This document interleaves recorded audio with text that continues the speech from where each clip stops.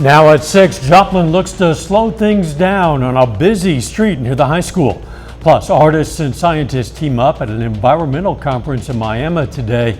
And a death penalty case prompts lawmakers in Oklahoma to take a closer look at the state's criminal justice system. The 4 states' most watched news starts now. Drivers on 20th Street in Joplin are going to have to slow down as a new school zone is put in place. This is KOAM News at 6. I'm Dow Quick. Last night, the Joplin City Council approved amendments to several school zones in the community. Now from 7:45 to 8:45 a.m. and 3:15 to 4 p.m., drivers will need to slow down. The speed limit along 20th Street by the high school will drop to 20 miles per hour. KOAM's Lonnie Walton spoke to neighbors about the change.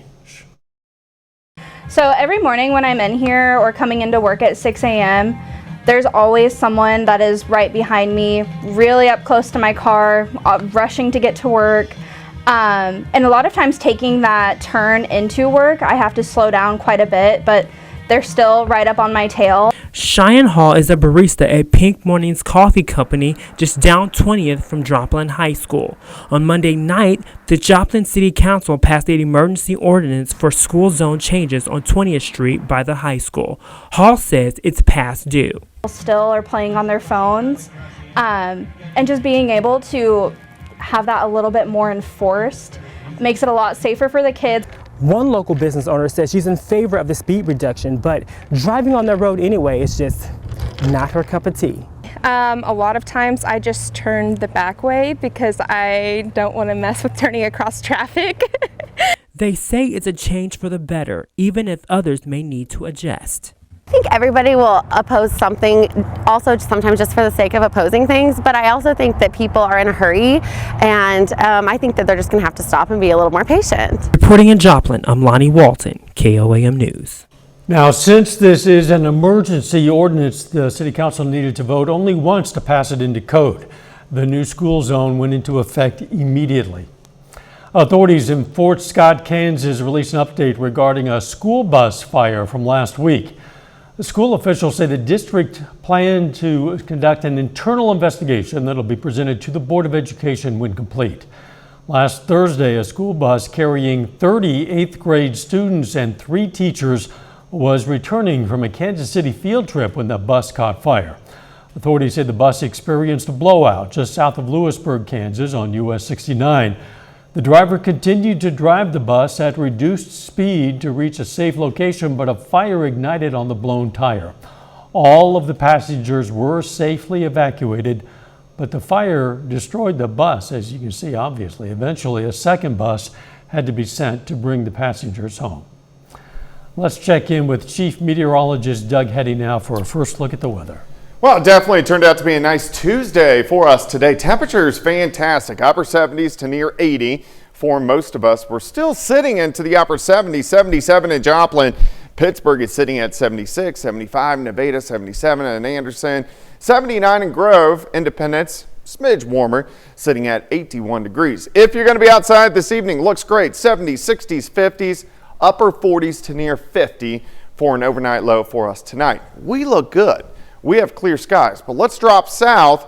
We have very intense Hurricane Milton, which is clocking winds at 165 miles per hour. You can see the eye kind of went through a recycle today, and now a very defined eye wall, and this is going to be heading toward Florida.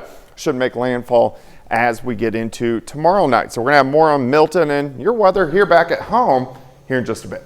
See you soon. The 26th Annual National Environmental Conference at Tar Creek began today at Northeastern Oklahoma A&M College in Miami. The free 3-day event is open to students and the public. This year's theme, Advocacy Through the Arts, includes community art displays, a fish fry, a taco dinner, and a silent auction. People attending will hear from experts on environmental issues like lead poisoning prevention, prairie restoration, and updates on the Tar Creek Superfund site. It gives them an opportunity to look at a problem, find out how the problem was created, and procedures to resolve it. A feeling of responsibility to the environment. That conference continues through Thursday at the Bruce G. Carter Student Union Ballroom at NEO. The front doors of the City Hall in Webb City underwent some modifications today. Visitors to the building today could go through only the drive-through due to the installation of new ADA compliant doors. Those take into consideration factors such as width, maneuvering space, whether the door can be opened with one hand, door handle height, and door closing speed.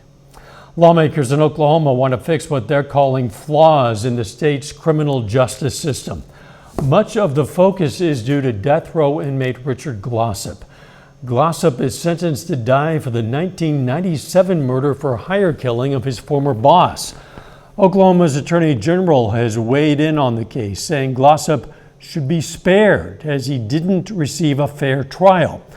Glossip's attorney says his client's case represents many of the problems with the criminal justice system in the Sooner State. And we are using Richard Glossip's case sort of as a frame, but with the problems, because his case is representative of many cases and many problems that exist in the criminal justice system in Oklahoma. The U.S. Supreme Court is scheduled to hear Glossip's case next week. We're going to have a lot more for you on this story tonight on KOAM News at 10. Brock Baldridge takes in Media Day in Kansas City, showcasing some local basketball talent. That's coming up later in sports, but up first.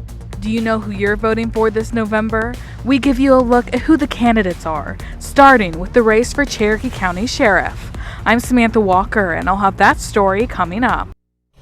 When you head to the polls this November, you're going to see a lot of names on your ballot, but we want to help you learn more about the local candidates you'll be voting for, starting with those running for Cherokee County Sheriff.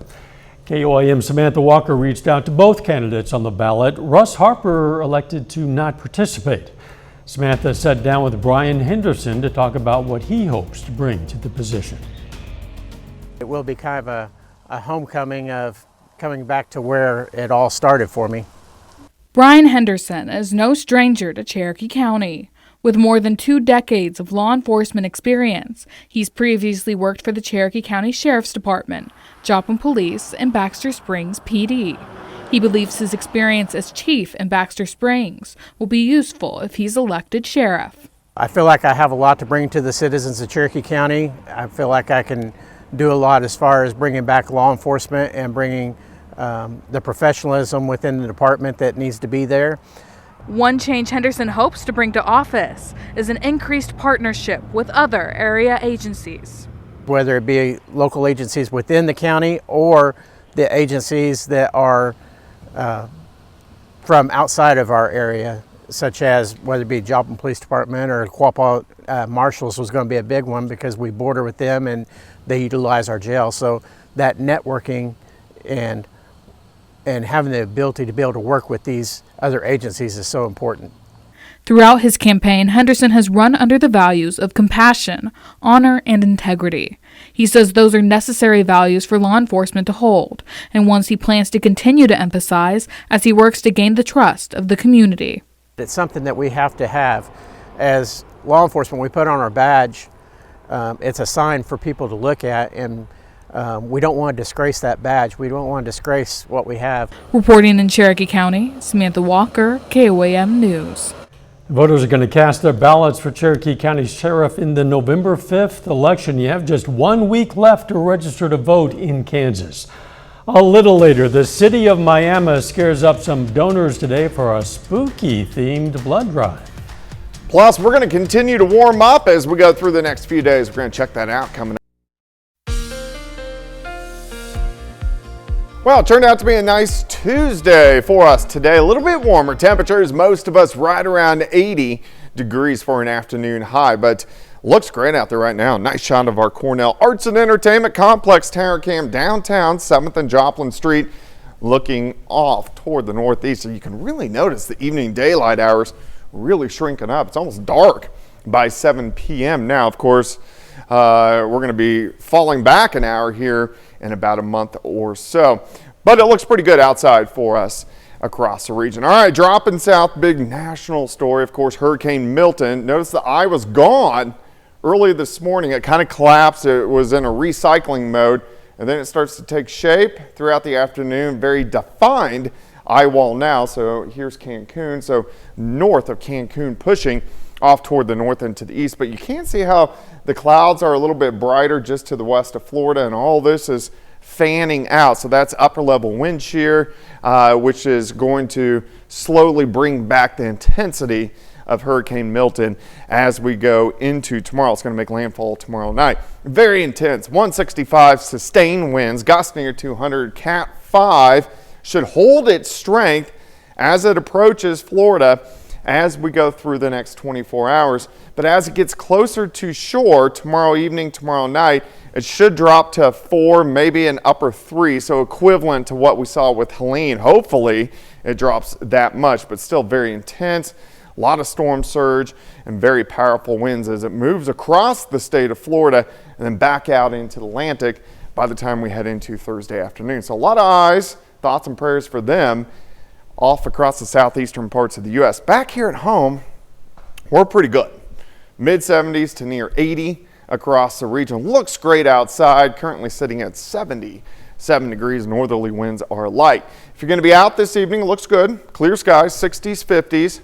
We'll drop back into the upper 40s later on tonight, but nothing going on here. In fact, the entire Central Plains really looking pretty good. And if you look from us points west, not a whole bunch going on. Here's the main reason why. Look at our jet stream. Drives way up into Canada and then drops through the Great Lakes. So until this moves a little farther south, we're just not going to see much in the way of storm systems in our neck of the woods. For us tonight, clear skies, upper 40s to near 50. As we go through the morning hours, by noon, mid-70s. Once we get into the afternoon, a little warmer, 84, 85 degrees, which is about 10 degrees above where we should be for this time of the year. Few clouds tomorrow night, may get a random sprinkle, and then partly sunny skies on Thursday, right back into the mid-80s for afternoon highs. Here's your day planner, 51 to start, 77 by noon. High temp right around 85 degrees. And even if we look into Friday, getting hotter, upper 80s to near 90 degrees. So increasing a bit as we head toward the weekend. 86 Thursday, 87 on Friday, 90 on Saturday, 74 though on Sunday. So a pretty good dip, 15 degrees, 16 degrees by the second half of the weekend. And look at this, highs only into the 60s next week, overnight lows into the 30s, so it's going to get really crisp out there. I guess so. Rain is what we need. We need rain bad. Thanks, Doug. Still ahead, college basketball is right around the corner. Missouri Southern and Pitt State both preview the upcoming season at MIAA Media Day. We're going to hear from them up next. We're still in the midst of college football season here in the 4 states, but before you know it, basketball gets started. Missouri Southern and Pittsburgh State are up in Kansas City to preview their season at MIAA Media Day. Our sports reporter Brock Baldridge speaks with them this afternoon. Well, the calendar has flipped to October, and basketball season is right around the corner. It's yet another season of hoops for both Missouri Southern and Pittsburgh State. I think the biggest thing, I think last year's team was, our team was so close, and you got to give a lot of credit to the 2 guys that left, Marquis and Jeremy. I thought they did an unbelievable job of really helping kind of control our locker room and being a positive influence on everything that we did. Practices every single day were competitive. We really got after it. The girls are pretty aware that it's going to be a tough league like it always is, and I think we learned some lessons from last year that hopefully pay forward to this year, and in some experiences and just in some toughness traits and just mental approach. And so it's fun, but it's it definitely can't be too fun because it's going to get to business real quick. The kids we have, I really enjoy being around them. They enjoy being around each other. We got 6 returning kids that all had a big part, played a lot of minutes last year for us, and then we got 4 transfers that come in, and we got 5 freshmen. So I think our returning kids are doing a good job of teaching our new kids how we do things as far as both offensively, defensively, how we expect things to be done, and they've done a good job in it, and they're meshing really well together right now. Brought in 9 new guys, 5 transfers, 4 freshmen. They're all really good guys first, really good people, and they're hungry to learn. So there's a lot of teaching going on right now. We're trying to build a foundation, and the foundation is based on fundamentals and shooting the ball, obviously dribbling, creating, and then passing the ball as well. So we're trying to build this foundation and then grow from there each and every day. All 4 of our local teams have different playing styles, but they all share the same mindset, and that is to cut down the nets in March. From Kansas City, Brock Baldridge, KOAN Sports. Thanks, Brock. This past March, Pittsburgh State women's basketball did exactly that, cut down the nets in Kansas City after winning the MIAA Tournament Championship. They begin this season as the preseason favorites to win the conference, according to the coaches poll. Gorillas come in at the #1 spot. Missouri Southern not too far behind. Lions are the preseason #4 team in the conference. Here's a look at the men's preseason poll. Gorillas are the #3 team in the conference, entering year 3 under the direction of Jeff Boschee. They also get 2 first-place votes.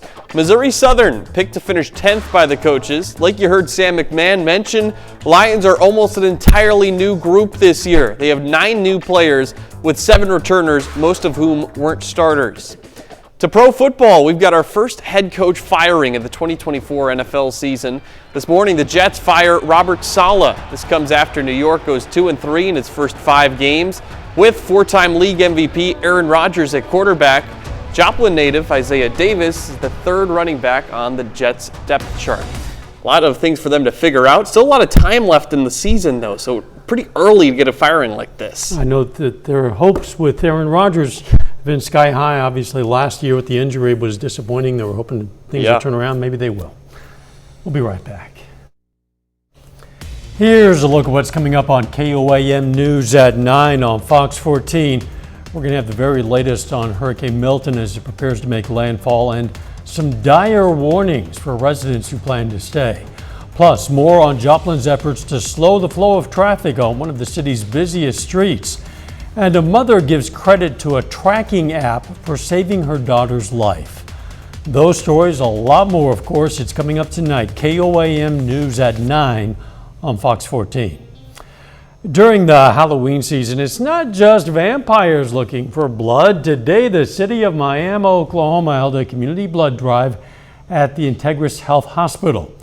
The theme for the drive, a play on Beetlejuice, was People Juice.